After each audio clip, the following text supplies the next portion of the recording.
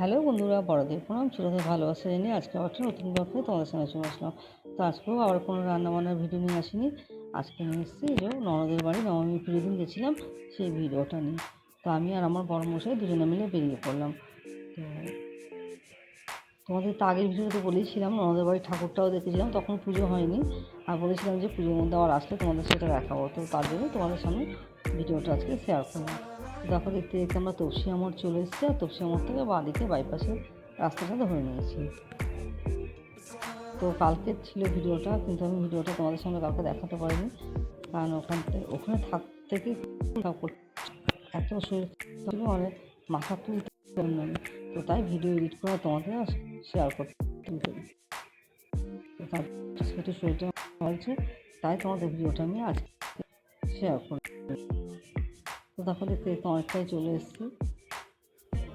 দেখো বিল্ডিং মোড় অবধি তোমাদের সঙ্গে কথা বলতে বলতে চলে আসলাম। এখন ওটা করছি উল্টোডাঙা দিয়ে।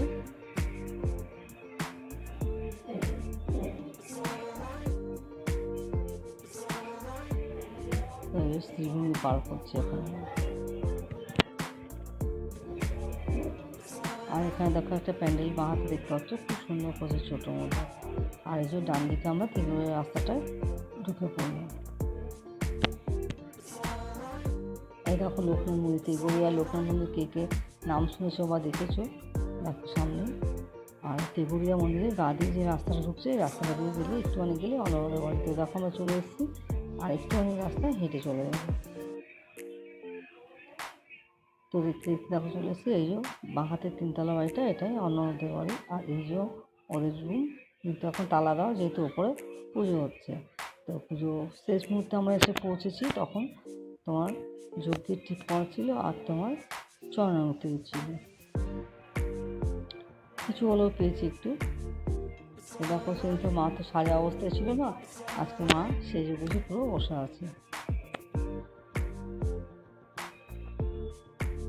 আর মা দুর্গার সামনে যা ভোগ দেওয়া ছিল সেগুলোও তোমাদের সামনে তুলে ধরলাম। তো অনেক রকম আছে, অনেক রকম ছিল, ডাল, আলু ফুল তরকারি, পনির, চাটনি। তারপর তো খাওয়ার দাওয়া ছিল রসমালাই, পায়েস, দই, রসগোল্লা, অনেক কিছু ছিল।